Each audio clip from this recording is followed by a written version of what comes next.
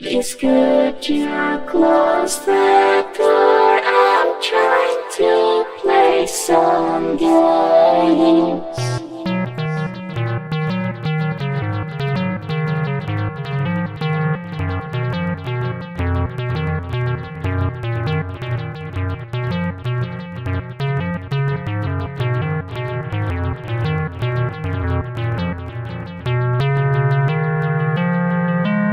On a Windows computer. Oh, okay, no problem. So we'll start podcasting in a few seconds. Okay. And 3, 2, 1, now. All right. Welcome to another episode of Paranoid Androids Podcast Hour, and we are your hosts. I'm Charlie, and this is Shink in Nate's honor. Shinke. Awesome. So let's see. Now that we're here, I think last time we talked about The Witcher and how we were hyped about its release, and now it's here. I mean, actually, I'm playing it right now as we speak. I'm just rummaging through houses, ransacking villages, and yeah, it's all good. It's all here. Okay. And so, what do you think about it? I mean, were you excited when you got it, or what's up? Yes, I was excited. But before I go into that, let me tell you something. You were mentioning the grinding when the preparations to the podcast, and now I can hear the grinding. I can tell for certain that it's a PlayStation's fan. You think so? Yeah, dude, I can hear it now on my end. And now that you said that you're playing two and two equals potato, so yeah. You think so? Here, let me see if I can turn it off then. Nah, that's fine. I just saved it actually. There's nothing there's no better scenario or better way to record a podcast than playing a video game. Very, very true. I definitely agree. And right now, actually, I need to get some gameplay through, so we got a lot of stuff. Yeah, that's true. Okay, so back to your question. Yes, I was actually pretty excited. I wasn't as hyped as other games, for example, like Mortal Kombat, for example. I was more hyped for that game. Mm-hmm. But I was pretty much excited. And especially for how freaking good guy CD Projekt Red are, actually. Yeah, you know what? A lot of people are giving them praise on how they on the production, on the development of the game, and how they're treating their fans and customers and stuff. Dude, just the freaking the regular game they wanted you buy for $60. It looks like a special edition. It has like maps and stickers and free download for games and comics and. I actually saw stuff. that because I got the collector's edition. And I was looking online. You know, if you pre-order, you get this stuff. I'm still receiving letters or emails on what was that game place called in Mexico? Game Planet. I still receive their emails, and it says if you buy the game, whatever, you get this. And I'm like, wait a second, it's everything that I have, but without the statue almost. You know, I was like, what? That's all the stuff that you get. Like, wow. No, I'm serious. The regular edition has like a dust cover and has like a primer with the backstory of The Witcher, and it has like a download for digital comics and free characters on the mobile game they released for mobiles and a lot of shit. I'm like, dude, I bought the special edition of Mortal Kombat. The only thing that I got was a freaking statue, which is awesome. I don't complain about that. I got that too as well. Yeah, you're right. It's awesome. But I didn't get all the goodies that CD Projekt Red put on The Witcher, kind of. Yeah, I mean, I love collector's editions, and this came with the birdie. I mean, if you're saying that if the normal version came with a lot of good stuff, I mean, the collectors came with a lot of awesome stuff. And I did an open box video, and I'll leave a link I'll leave a link in the comment section below, so if anybody want to check it out, you can take a look at it. But yeah, I mean, I'm loving it. For the price, it's actually pretty good. I'm loving it. Yeah, that's not going into the 16 DLC packs you'll get, free DLC, and not going into the continuous support, not going into the fact that the game is like 200 hours plus gameplay.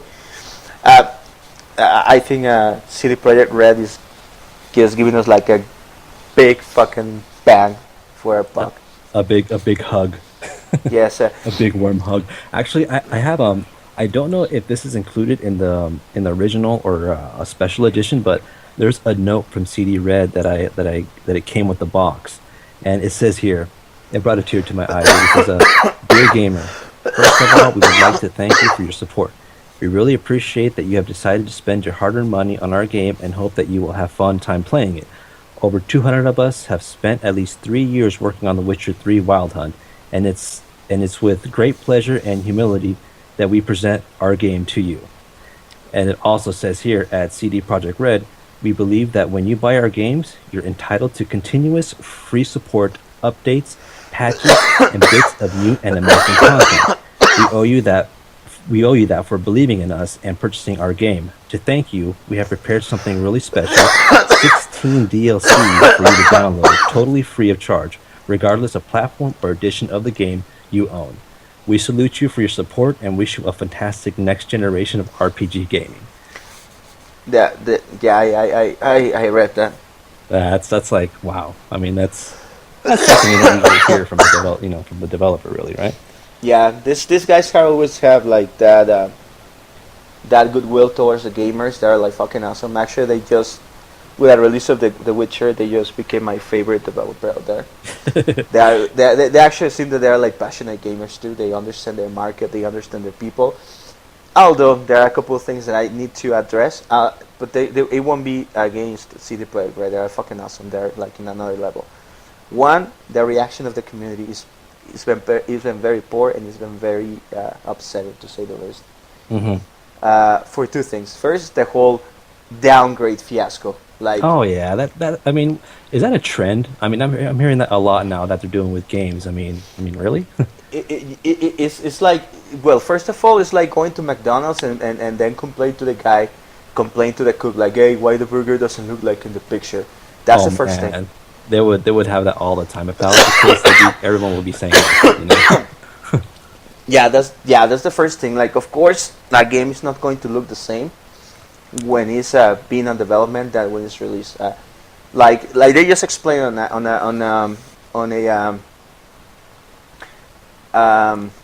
in an interview with Eurogamer. Yeah. They explained that when they made that infamous 2013 trailer, it was just a very small game. It was just a very small piece of game. They didn't have the whole open world. They didn't have all the AI program. They didn't have nothing. It was just a showcase of a concept that they wanted to bring. So, of course, it would have more graphical flair because they had a smaller chunk of game with more resources. So, of course, it wouldn't be the same as a finished product. When you stretch that into like a full-fledged game, a full open world with full mechanics and physics simulations and all that shit, of course it's not going to look the same, regardless if you are a PC gamer or a console gamer. One of the things that they said, like, yeah, well, making the game for consoles did impact on the graphic capacities a little bit, but we couldn't have been able to make the game without going to consoles and whatnot. But the thing is, regardless of what computer you have or whatever, you could not run a game like the ones they showcase on E3 and stuff. You need like a multi-$1,000 machines to do that. Oh my goodness, I know. The thing is, even the requirements for running The Witcher on PC, if you want to run it on Ultra, you need a pretty decent and up-to-date computer, dude. You really do, actually. Yeah. So I don't want to blame, because it's not the whole user base on a particular platform who are like that, but a lot of this, especially the vocal minority, are this. I'm sorry for the word, and I'm sorry if some of you guys get this. It's just my sentiment. Don't take it as the official word of Reboot Robot, but I'm actually think that these are just whiny bitches and little. Yeah, I mean, it seems like there's always something to whine about. There's always going to be something, and it's a pretty lame excuse, really. I mean, just like you said, once they show a demo with something, you got to know it's not the final product, especially when they're just showcasing something that's new, not even completed yet. I mean, you can't really hold them up to their word on that, you know. But like you say, I mean, it's just whiny little kids nowadays, man. Yeah, that's true. And the thing is, now the internet offers like a way for them to post their little whiny thoughts, but it's always been like that. And the other thing is, I actually find it very unfair that they are like, oh, CD Projekt lied to us and stuff, but they are doing so many good things for the consumer. When when their game doesn't have DRM on PCs, when their game they are like giving away free DLC, big chunks of DLC, and small and big DLC. when they deliver a complete game, on playable state, when they are like they already released a patch for consoles and a patch for PC that now gives you those 2013 graphics quotation marks, uh, and just a week from the game's release, and then they have another patch release or on the pipeline for the next 2 weeks, and they will be continue patching the game until the game is perfect. So they are working really hard on to giving the gamers this very polished product, Hmm. and no pun intended. um, and it's very sad. It's actually very sad that the community are reacting like this just because the burger didn't look like in the pictures.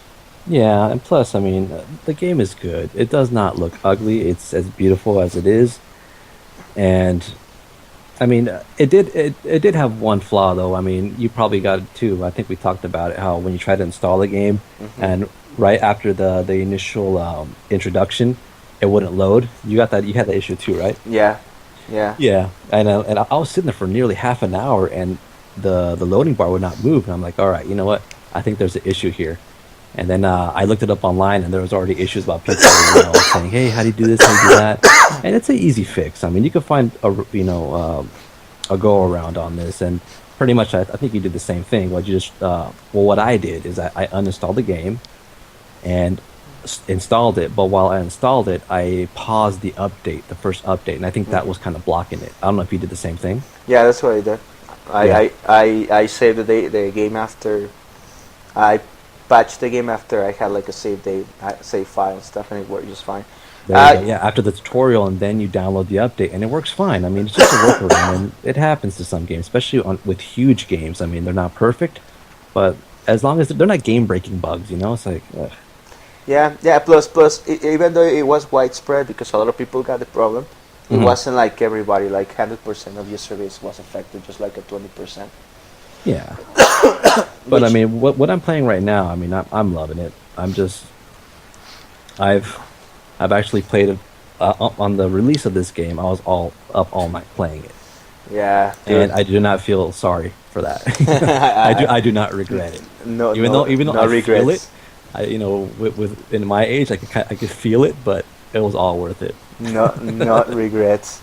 And just to finish the rant, so we can now talk about the nice stuff and go into the good meat of The nitty gritty. the meaty bones.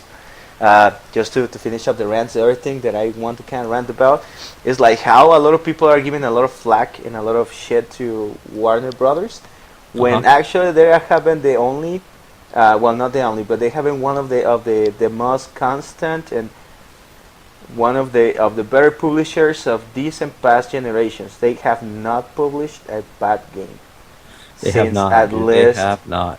5 years.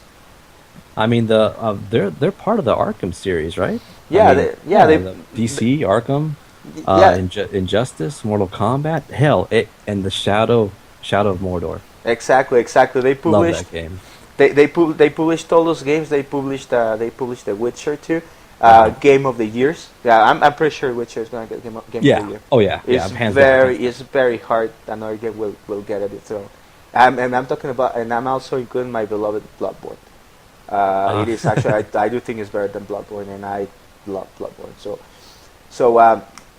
And they have published games that are Game of the Year worthy since Arkham Asylum came out.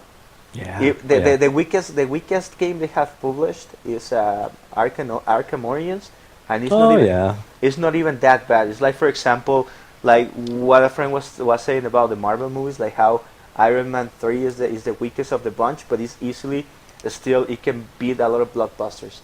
Yeah, I mean, just like how we said, it's like pizza.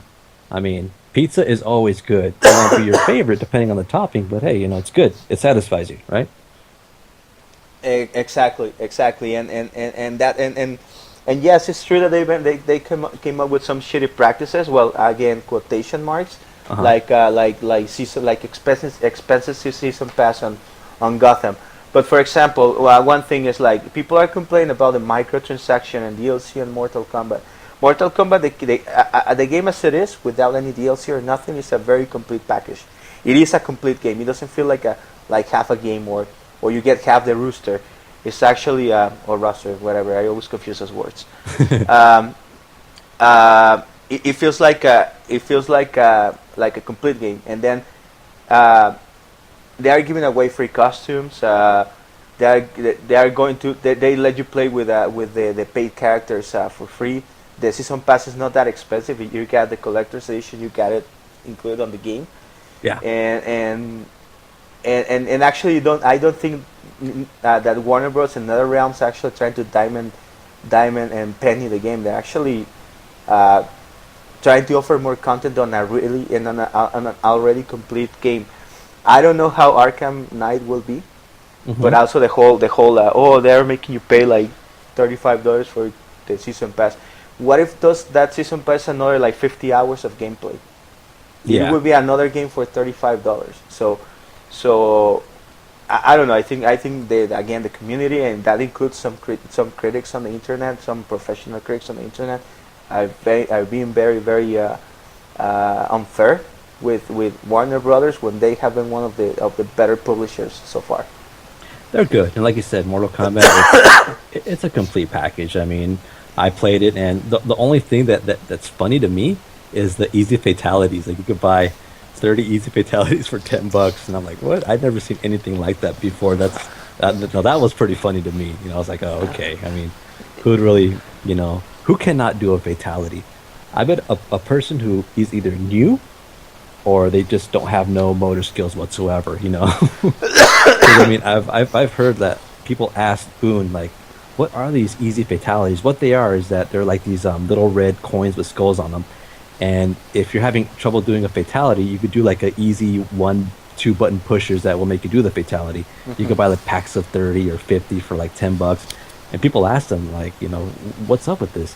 And he's like, well, in the real world, there's people who cannot do fatalities, so we actually set up this option for them. I mean, I doubt they're going to make a lot of money off of it. I mean, come on.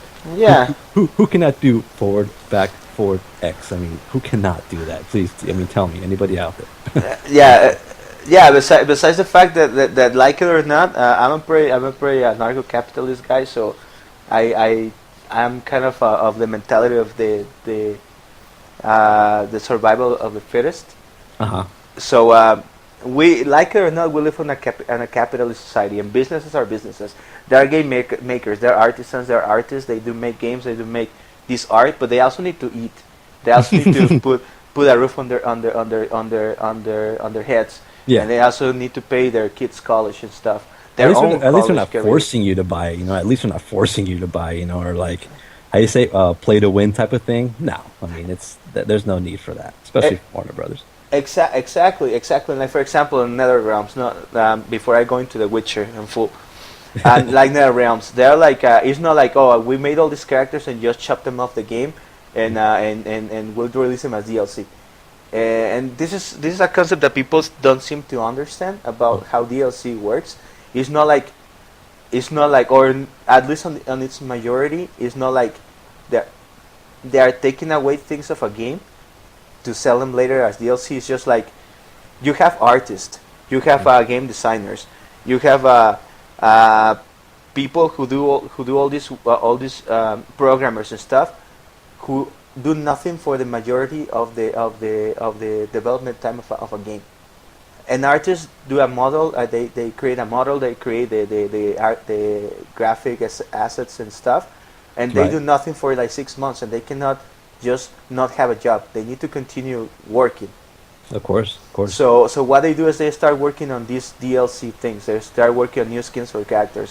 They start working on new quests, new maps, new models, new stuff, and then when the game is released and they have the game engine all built and the game built, they just use those assets to create new content and then sell it on so people can so they can still get more profit of a game, and also people get benefits because people get to play their games even longer.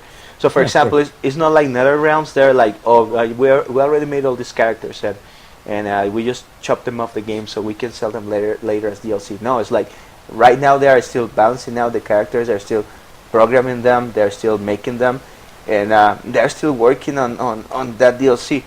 So so yeah, it's like people don't seem to understand how it works. But this is something that I always said. Like gamers nowadays, they feel because they read NeoGAF and N4G. Now they all think they're business analysts and game designers and CEOs and all that shit. When they actually don't understand business, they don't understand how game development works and all that. It's difficult, man. It's time consuming, man. It's like you pretty much pour your blood and soul into this game. It's like your baby, you know. And expensive. Oh man, definitely expensive. It's $1 billion industry, man. So yeah, so that's just my ranting. So enough about ranting. Now let's talk about the good stuff. All right, let's talk about what we're really here. What we're really here. Yeah.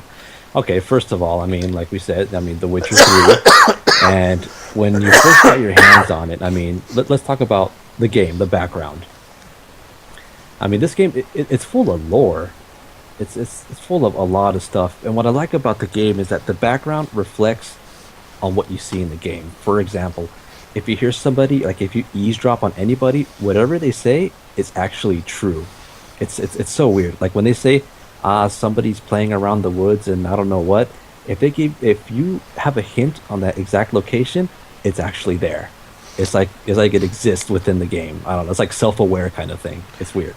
Yeah, it's like there is nothing is wasted. Yeah, dude. Yeah, exactly. That's something that I noticed. I'm going to go a little bit into a spoiler, but it's not because it's not relevant to the story actually. Okay. Okay. First of all, just going back a little bit to our previous podcast, I was right. All the side quests on this game, they actually feel like little stories and little games into themselves. Like for example, one of the first side quests that I did, you will already know what I'm talking about, is Sure. when you help this guy to pick up his dead brother from the battlefield. Yeah. One of the very first quests that you do. Sure. I went to read the board because there's like in all RPGs there's like this board where you can pick up jobs and hints and news and stuff. Sure. There's like this note where they are saying like how the battlefield was littered with bodies and they are calling all the able men and women to carry their hoes and shovels to pick up bodies and bury the bodies and stuff. Yeah. Oh yeah. Because the battlefield is littered and the whole county is starting to stink and shit. Yeah. And then I read them like, oh, okay, whatever. And then you pick up the note to help this guy to start the quest with this guy. And then you go and meet the guy and stuff. And like, yeah, we gotta go find my brother, whatever, and give him a decent burial, whatever. And then I thought that you were going to see like in this like any other RPG, just like this small field with a couple of bodies, and that's the whole battlefield, right? And the whole litter of bodies. But no, actually, you go and you're walking down the woods, and then the fields opens up, and then you see like this freaking apocalyptic view, like it's like a massacre, man, like a total massacre, dude. Yeah, like the piles of bodies and like this huge field piled up with bodies. You can even smell the fatty the flies and everything. The composition and stuff, and that's really cool. That just as you said, like nothing is wasted. No piece of dialogue is wasted. Everything is. It does exist within the game. Yeah, and I'm pretty impressed because that comes with deep detail, and I think this project was 3 years long, right? 3 years, I think it was. And they did a pretty good job for 3 years. I mean, to tell you the truth, they did a good job for 3 years. Yes, yeah, indeed. As I was telling you earlier today, to me the game actually feels more. And this is weird. But just hear me out. To me, it feels more like I'm playing Red Dead Redemption than I'm playing, let's say, Dragon Age or Skyrim. You were telling me that, and I'll try to put two and two together. And I'm like, Red Dead Redemption. I'm like, first of all, Mexico does not exist in the Witcher's world. I was like, okay, so it's not Mexico. You don't have a revolver, but you do have a pistol. But then it kind of made sense how you're on a horse, taking on all kinds of missions. And in Red Dead Redemption, there was a thing called when events happen in random. What was it called? Random events, I think. Yeah, just random events. Yeah, that happens here too. So I'm kind of getting the connection you're trying to make here. Yeah, but not only that. That's like the mechanical part of things. But also, just get out himself. He is like Marston. If you see it, you talk about it. He's like this seasoned badass Yeah. who is just about business. Who he's not gonna fail. He knows what he's doing. Mhm. Uh, you see him and you see a badass Yeah. Oh, with definitely. with very simple motivations. And like for example, Red Dead Redemption, the whole story of the game is not. It does have his political plots and all this drama and shit, but it's actually the story of just this cowboy, this guy who is using the world around him to get into or to fulfill a purpose, right? Right. And the Witcher feels the same. It feels like Geralt is not like it's like this wandering badass who's just using whatever is around the world or the whole events of the world to get to this very simple goal of finding this girl. You might be coming up to a spoiler for the ending here. Yeah, well, everyone knows what the whole game is about. I hope. Because remember, I mean, I haven't beaten the game. I don't know what the ending is, but all I know is that I mean, it's the end. It's not the end, but it's like for this trilogy, it's done for Geralt. I'm not saying he dies. I mean, he could retire. He probably goes to Hawaii or to Mexico. I don't know. I mean, I don't know how the story goes. But with John Marston, we all know what happens there. I mean, Oh yeah, first of all, he has a son. He has a I mean, he's taking care of somebody. Also in The Witcher, I mean, he doesn't have he's like a surrogate father to this other character in the game. Ciri. it is her adopted daughter. He's actually her daughter, adopted, but it's her Yeah, adopted. But I mean, you can kind of see the similarities here. I mean, in Red Dead Redemption, how John Marston, even though in the whole game you get pumped full of bullets, but in this one little segment, I mean, you can't take all these bullets and you just die, and then all of a sudden the son, takes his place, through revenge. But I don't know. Could be the same thing here. I'm not sure. I mean, there could be a connection. Yeah, well, and this game has 38 endings, so there's no Oh, way you can God. spoil. You I can know. spoil the ending. There's no way you can spoil the ending on a game with 38 endings. Oh, dude, I don't know if I can even play it 38 times. That's like 200 hours times 38. That's a lifetime, but you can. Yeah, I don't even. can't. Don't even. Yeah, you know what? I might do a second playthrough on PC though. I mean, that might be just a little bit, different. But I need to upgrade my PC, and that's going to be like an extra $600. So that's going to be way down the road. Way down the road. Yeah, that probably when there are more worthwhile games to upgrade. Yeah, but Yes. Yeah, so yeah, to me actually it feels like I'm playing Red Dead Redemption. I'm serious. It has that vibe, like that wandering badass vibe is that's actually the best way I can describe it. it's a good thing though. I mean, I love Red Dead Redemption. That's one of the most memorable games I've played. Exactly. Actually Red Dead Redemption is one of the best game past generation period. And they're actually they're making the sequel to that. It's actually in the works. Yeah. Rumors say. And if that's it, I mean, it's going to be another AAA game, especially from Rockstar. My goodness, how much? Look at Grand Theft Auto 5. I mean, that game is how old is that game? 3 years? 3 years, not 2 years already. 2 years, and like it's still blowing up. There's still critics are raving because it just came out on PC, and they came out with the PS4 remake, and it's still hitting charts. No, and they just came up today that they are planning to do some story-based DLC and shit. Man, it's never ending.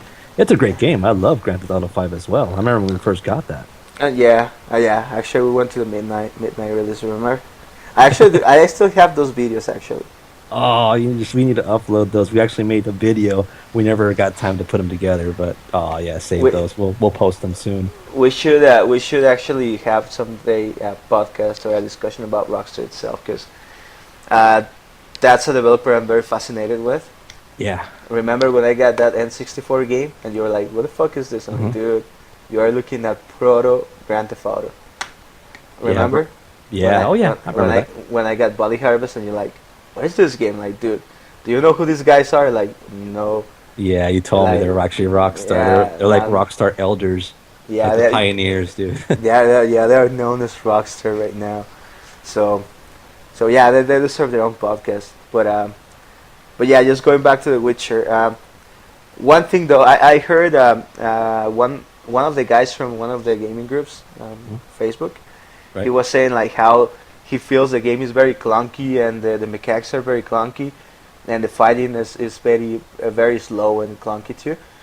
But actually, well, that's another thing that I can actually relate with Red Dead Redemption. The way the way Geralt moves kind of feels like the way Marston moves in the game.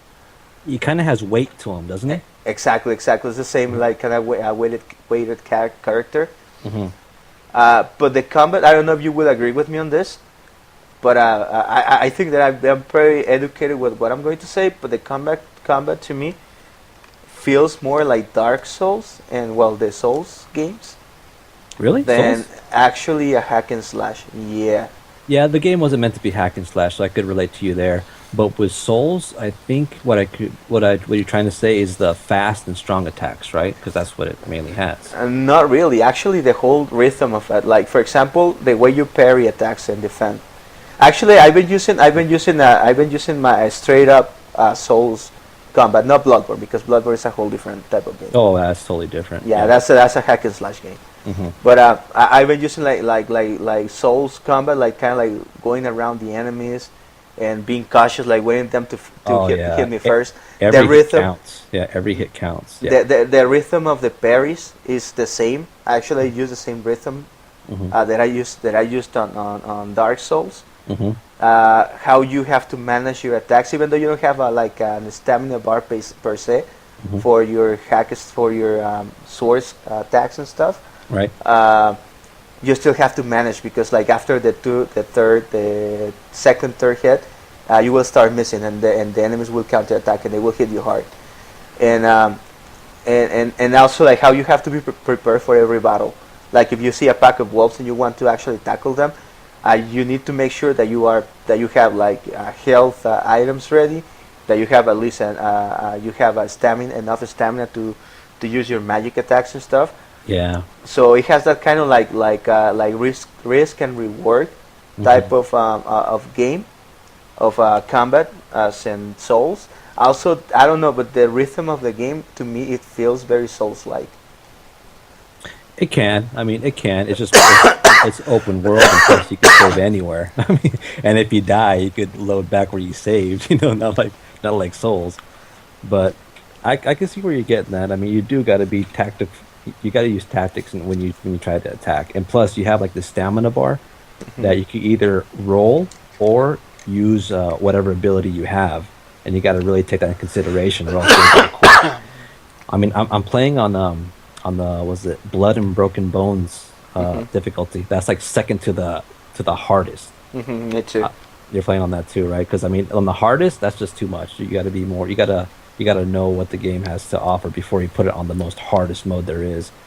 And right now, how I have it, it's hard. I mean, it's a challenge. And just like in Dark Souls, I mean, there's a pack of wolves. They were easy one time, but if you're careless, they'll kill you right away. Just like in Dark Souls, like the most weakest enemy has like this damn combo that can kill you instantly, even though if you're a tough character. I hate that. Exactly. For example, like at the beginning, I had like a huge. Hmm. I always got my ass handed by the drowners. Oh, the But damage, yeah. yeah, but then after fighting a couple times, you start learning how they attack and their patterns and their rhythm. So yeah, to me it's like an actually instead of comparing this game to Skyrim and Dragon Age, as many people has been comparing it, Hmm. to me it's more comparable to Red Dead Redemption and Dark Souls. That's actually a good mix because they're both very good games. I mean, very games that I love playing. And story wise, is peerless. To be honest, I don't know. It's one of those RPGs. In Dragon Age, it came to the point that I didn't care about the story. I would just not even pay attention to the dialogues. I would just skip through the dialogues. Mhm. Here, you even want to listen to what the peasants have to say. I know it's like every character in the world has their place and they have history. I mean, it's weird. Like I was talking to a few characters in the game that I was like, really? And then you want to talk more to them. Like there's this one guy who's a hunter, and people say that he's weird, and as you talk to him, I mean, you kind of warm up to him as the mission progresses, and then you find out that that he was actually disbanded because he was gay. I mean, there's also like racial flares in this game, that Uh you huh. actually relate to in the real world, and those aren't really applied to gaming. Lightly they are, but not in a way how The Witcher does it. It's weird. It's Uh very huh. weird. Yeah. Well, to the fact that it is based around a best-selling novel, at least Hmm. on Poland, Hmm. and a really good novel, uh, by the way.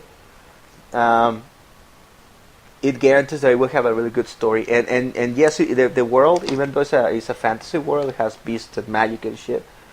Um, it feels very believable. It actually does make you. It does transport you to the medieval times. Yeah. You actually, I and okay, the way of life and stuff reminds me of some of the conversations that I used to have with a girl that friend that I had before Hmm. about like how peasant life was and stuff like that. And then I see like in The Witcher, and actually it's just like the way she used to tell me how these stories and stuff. So the world feels very believable. It feels very tangible. It feels like an actual world. It doesn't feel Yeah. like a sandbox. See, or like game characters. It feels like if you are actually on a book, like if Yeah. you're transporting to this novel and living through these stories. It's just weird. It's just very very very unique.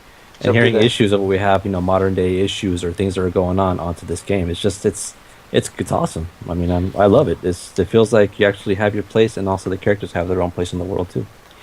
yeah, that's true. And I don't know about you, but I probably you don't you're not doing it, but I'm playing it with the Polish Oh, really? yeah, audio track, yeah, with the Polish voices.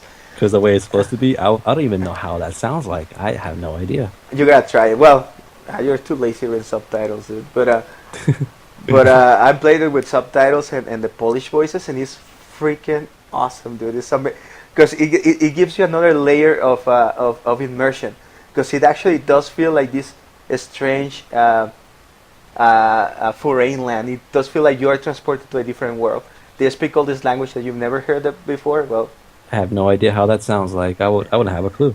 you gotta try it at least for an hour or two. Just put the subtitles, put the Polish tracks, and the dubbing is very good. It's the sound, the voice acting is really good. So and it does feel like it does feel very I don't know, like if you're actually walking those lands, because you're hearing the people talking their tongue and speaking their language, and doing going their everyday life, and no characters having this weight and stuff.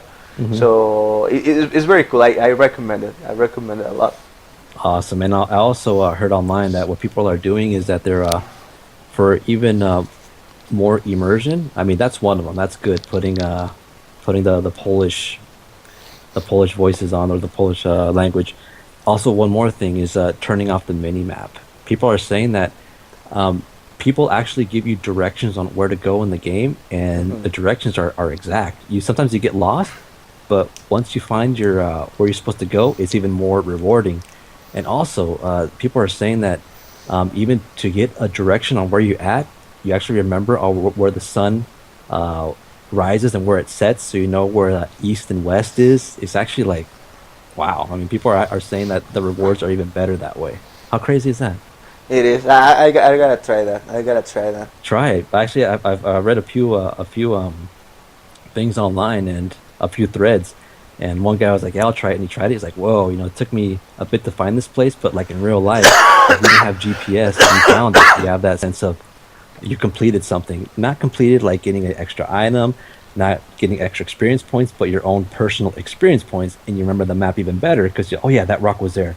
I remember when yada yada yada, because you pretty much use a mini map as a crutch. You're always looking at it. I mean, don't tell me you're never looking at it. You're always Ah, looking at yeah. it. You just have to. But I Hey, mean, in real life, you actually use certain points on the map. I mean, visually, and you know where the places are at. It's crazy. yeah, and if you think about it, if you think about it, oh fuck, I lost what I was gonna say. What's up? No, but oh shit, I'll get back to that. I forgot what I was gonna say. It's no problem. We're talking about Yeah, maps. yeah, no, it's um, oh fuck, okay, I'll get back to you in that. Okay, no problem. No, but no, but yeah, I gotta try that. I gotta try that. I mean, I'm very bad at Sense going of direction. somewhere. Yeah, my sense of direction in real life is awful. So it will be a challenge. No, I remember now what I was gonna say. What's I up? was gonna say that this is actually a really good world to get lost into. It's not like because it's not like it doesn't. That one thing that this game has over Red Dead Redemption. Hmm. There's a lot of waste on Red Dead Redemption. A lot of empty space. A lot of no places that has nothing to do. But here it doesn't. Like uh, the environments are luscious. There are like battles everywhere, and you can get lost and find these places and loot and stuff in camps and shit. So even if you get lost just trying to get to some place to continue with your side quest or with your quest and stuff, Hmm. it is actually a good place to get lost into. Yeah, it is, and I'm always trying to compare it to Skyrim, and Skyrim is a huge game. I mean, it has its caves, it has its mountains, but the map on Skyrim is not too. How do you say it? It doesn't have levels. It's not too vertical. It's hard to explain because when I say vertical, of course, there's hills or whatnot, but in The Witcher, there's like cliffs. There's more geographical formations, and it's a newer game. Of course, it's something to expect.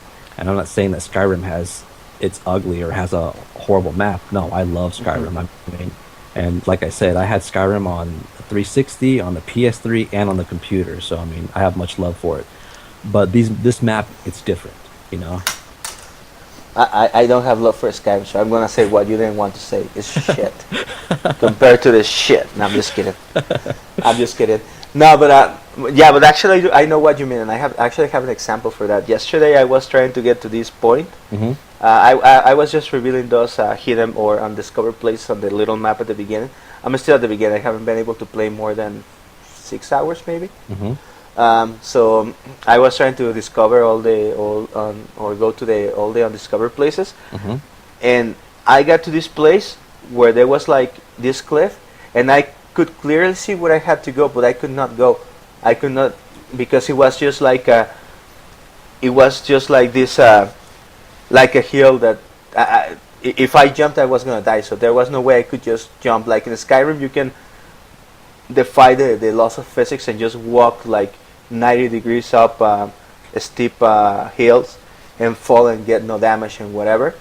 And here you don't. You see these natural formations or natural barriers and stuff, Hmm. and you have to find your way around them.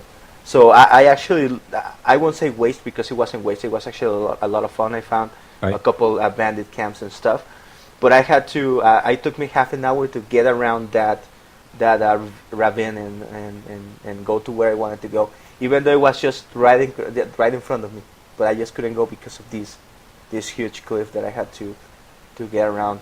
So I think that I don't know if that's what you were talking about, but it's kind of like that. Like the actual terrain and the map, they play more.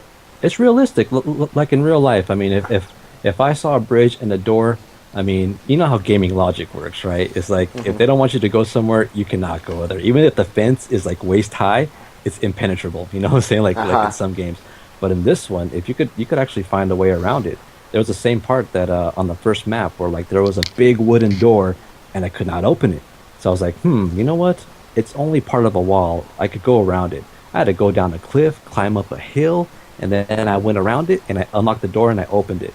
And I don't know if I meant to do that because there's no path on doing that, and there was no like arrow saying, "Yeah, you need to go around." Nothing. It was more like, do what you can, and in this world, you're free to whatever you want to do. Hmm. That's kind of cool. I really like the freedom. Yes, it is. It is. To me, honestly, it feels that the game's coming. It's true that a game this big will have some technical issues Hmm. like the glitch that we just talked about, like frame rate dropping a little bit and stuff. But those technical difficulties are very minuscule to what the actual scope of the game. It is a very unique game. Even though to the people who are not playing it might look like Dragon Age or the Skyrim or whatever. It is not. It is a very very unique game. It's a very unique game. It's like kind of like to me. I won't put it like still to that level. I need to play more still, but I will. To me, it's like what this game is to RPGs or Western RPGs. Mhm.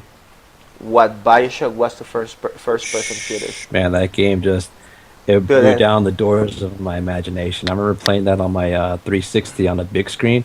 My Mhm. God, I could not get my hands off that game. That game was just it was mind blowing. You know what I'm talking about? Yeah, dude, and you know that I won't use that name lightly.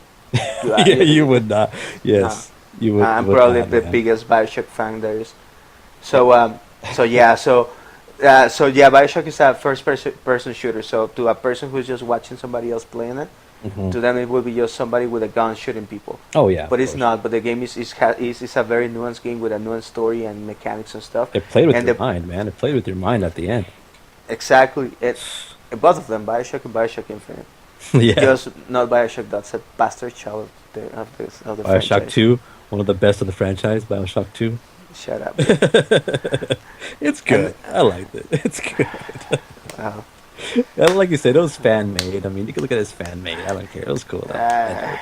I don't like fan fiction. Like, And no, but The Witcher to me feels like for Western RPGs to what Bioshock was to first person shooters.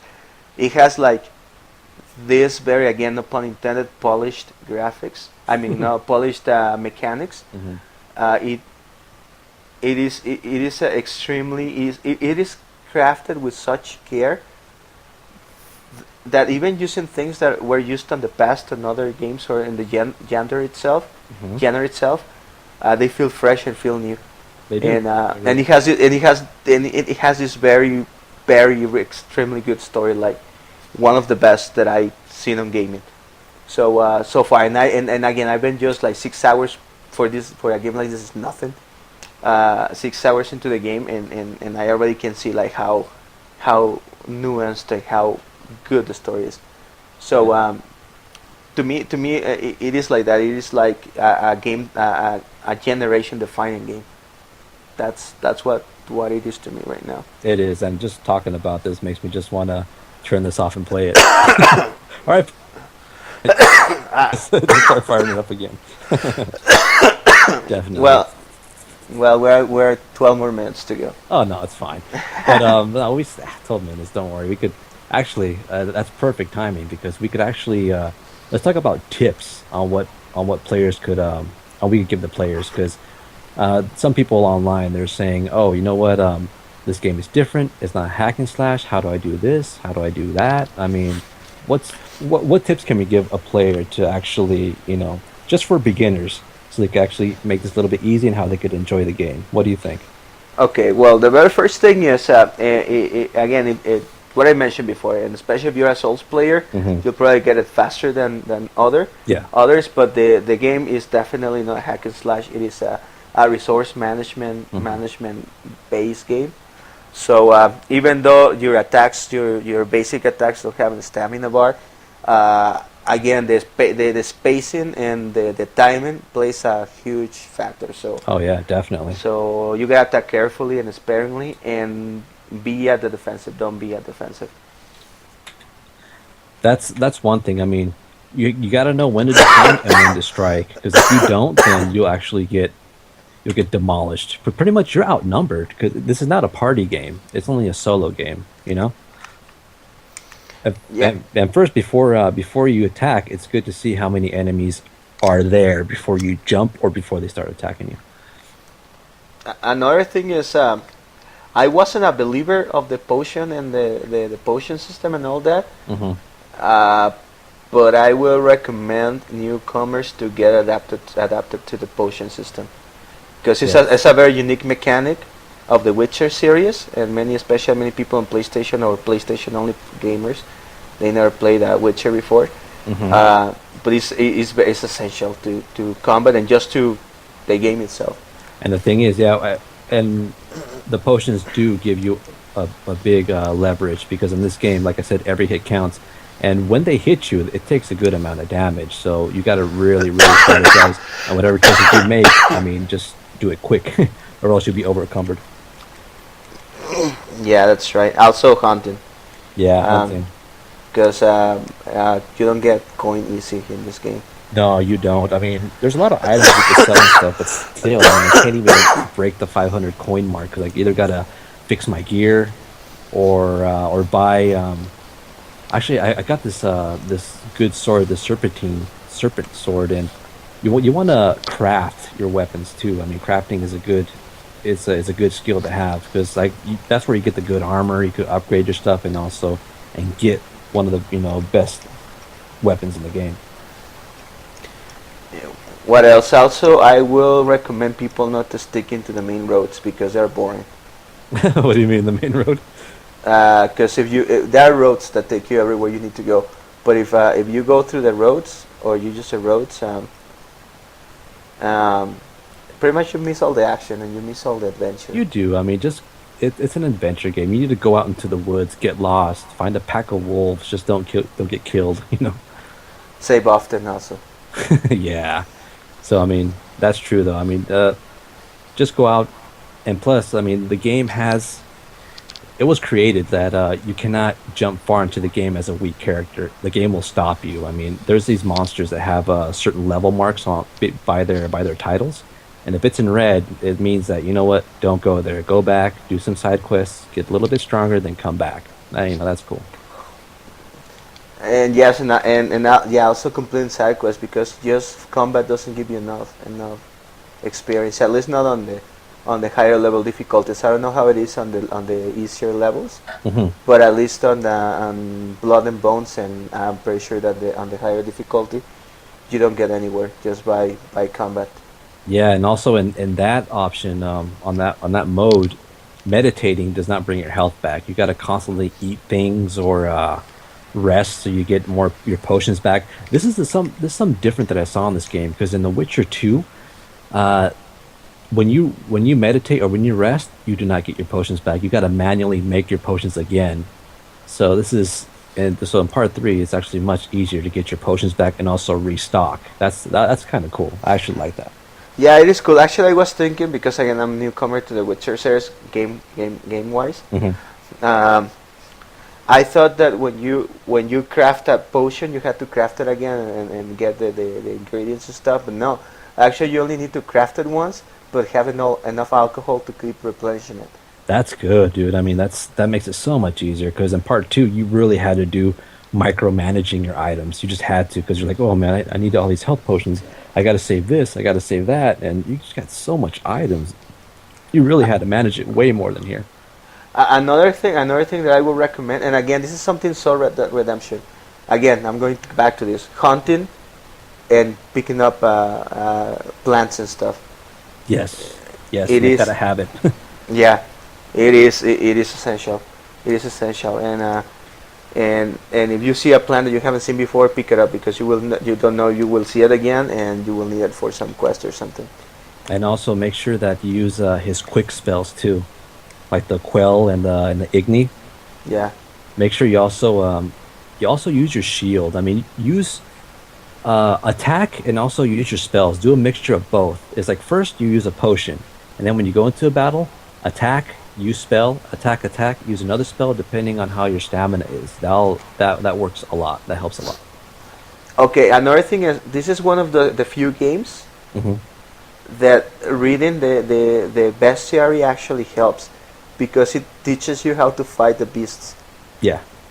It tells you where their weaknesses are, their strength, and how you can lure them. When's the best time to fight them? Because they're like, for example, in noon raids. When you fight them at noon, you're gonna get beaten. But if you fight them at night, they're weaker and stuff. So and you learn that through reading the bestiary entries. Yeah, even books. But you're right.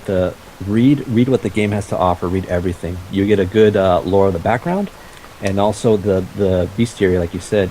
If you read it, you see the actual weaknesses under them. It's either a poison or it's either one of your magical signs too, and that gives you a great leverage. That's so true. Okay, another thing that we didn't talk much about is Went, the card game. Oh yeah, cool. I won my first game and I recorded it. I should upload it. Yeah, you should put it as part of it. Probably at this part of the podcast. Yes, you know put it what? there. Talk about a good tip, because that's actually at first I didn't get it, and it was kind of hard to play for me. So I mean, I don't know if it was the same with you. I'm still learning, to be honest. I'm not that good. Although I was watching this video in the morning. I was watching this video by IGN, Uh-huh. where these guys are like so hyped up about Gwent, and I could imagine. and they actually explained the mechanics really well, and I got it a little bit better.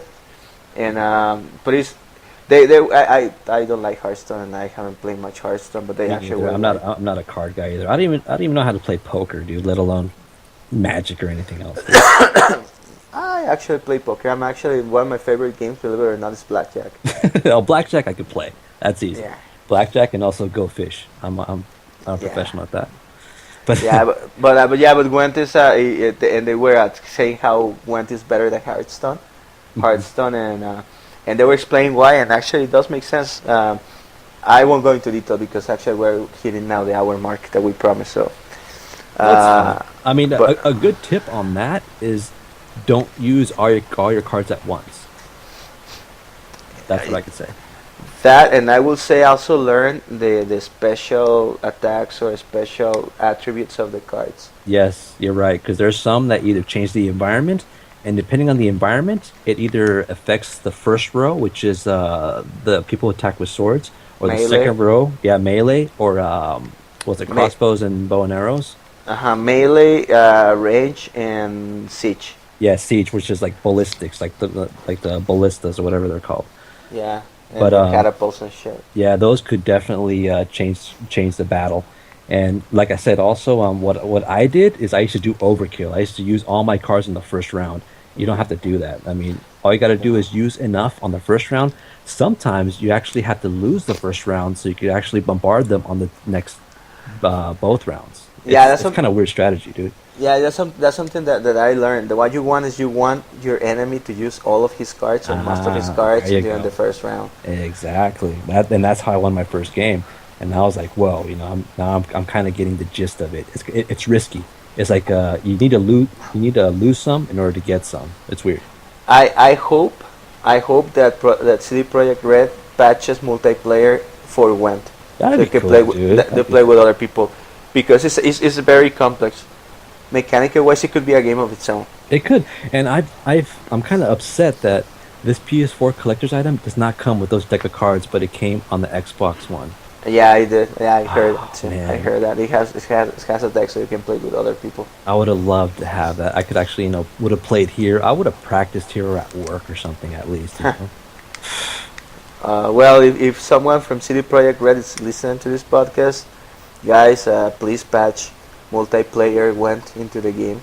I will be very happy. I will be a very happy customer, and I will buy all versions of The Witcher, even though I don't have the platforms to play them. Yes. Yes. Please Also, do. we forgot one very, very important thing about the game too that I Go can't on. believe we haven't talked about, dude. The sex scenes. Oh, yeah, it's because I want to keep it PG-13, dude. Yeah, I know, but I heard that. I mean, here I- in this game, it makes Mass Effect look like soft porn. Oh yeah, no, yeah, it's they are, yeah, they are. It is not for kids. Don't play this game with the kids. Yeah, sorry, PG-13. So No, yeah, it is very rated R. I heard I haven't had any of those. any sexy any scenes. encounters? Yeah, I haven't had an Special encounter. encounters? I haven't had an encounter with the ladies yet. Besides the sequence at the beginning. Oh yeah. Which is funny actually. But I heard that there's an infamous scene with a unicorn that involves a unicorn. You can actually see that in the trailers. Yeah, that's true. Yeah, That's- so. And actually, that unicorn has history. Oh yeah, I know It's that. actually an Easter egg. So I mean, but no spoilers. So whatever. Yeah, no spoilers. So go get the game. So we'll get the game. Yeah, I'm pretty sure it will be very hard to beat it, to take it on. The only game that I can see that can take away the crown of Game of the Year from this game is probably Batman. Batman, yes. I mean that But- game is it's getting a lot of buzz. I mean every Batman game did. I mean it's Batman. What the hell? Batman or Metal Gear Solid. Oof, Metal Gear is a good one too. I mean, well, Metal Gear is not role playing, but damn, it looks awesome though. It looks good. Yeah, it will. Yeah, see, it will be a hard Game of the Year this year. There's some good games coming out, and I mean, I'm also looking towards for Mad Max. Is that's not Warner Brothers too, is it? It is Warner It is Brothers Warner too. Brothers, It not is Warner because Brothers. someone said it's going to be like Shadows of Mordor or Combat, and yeah, you know Uh what? huh. It is Warner Brothers. That's another Yes. game to look forward to. Yeah, exactly. And again, as I say, and I'm not a fanboy of Warner Bros. I'm just being fair and square with them Hmm. after all the shit they've been receiving from people Hmm. for their quote unquote uh, bad business practices. But I was actually just talking to one of our friends, Hmm. to Nate. Shout outs again, Yeah, second time with this podcast. awesome. Um, I was telling him that oh, never mind, it wasn't him, it was Scott. Another shout outs to Scott if he listens to this podcast. I was telling him that Warner Brothers does not publish a bad game, so I have very good faith that Mad Max will be a good game as well. It will. I mean, I'm definitely going to get it because I'm a Mad Max fan. I mean, Have you seen uh, the movie? no, I have not, but I'm going to see it tomorrow though. So that's. Uh, I mean, people have seen it like 3 or 5 times already. They're giving it a lot of praise, yeah, and well, I mean I don't doubt it. I know if I'm going to watch it, I'm going to enjoy it. I know. yeah, I was a little reluctant to watch it at the beginning because some political views that supposedly the movie has that I don't agree with. Oh yeah, I think we all But have those. but I heard from someone, actually not someone, but from more than one person that it is not that the whole those whole political ideologies they injected into the movie was actually in benefit of the characters Hmm. than the actual movie than the and it doesn't feel like let's say vegan propaganda. It is not vegan. It's something different. But it's a taboo word, so I don't even want to go into that.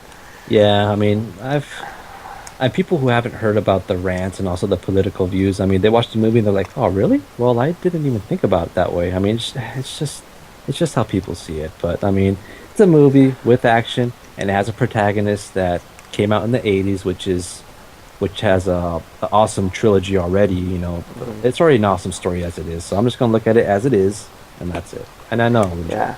No, I will watch it, but I'm probably going next week Awesome. because I have plans this weekend already.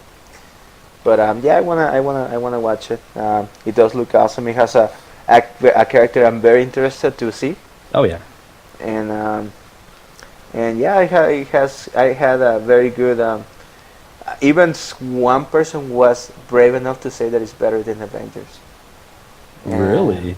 yeah, Ooh. so yeah, that's We got to see it for ourselves then. Let's see that. what's up with that. Uh huh. All right, so yeah, we haven't already been talking for an hour. All right, so that's our podcast hour. And any closing comments? Any closing comments? Go get The Witcher. If you have a PlayStation 4, an Xbox One, or PC that can run this game, go get it Yeah, go get it. And if you right have now. any issues, comments, or any tips, just leave us something in the comment section below. Exactly, and then please like, share, subscribe, and yeah, we'll see you next week. Awesome. Well, thank you for joining us, and we'll keep you updated. So, meanwhile, just game on. Game on. All right. Take it easy. Bye. Bye.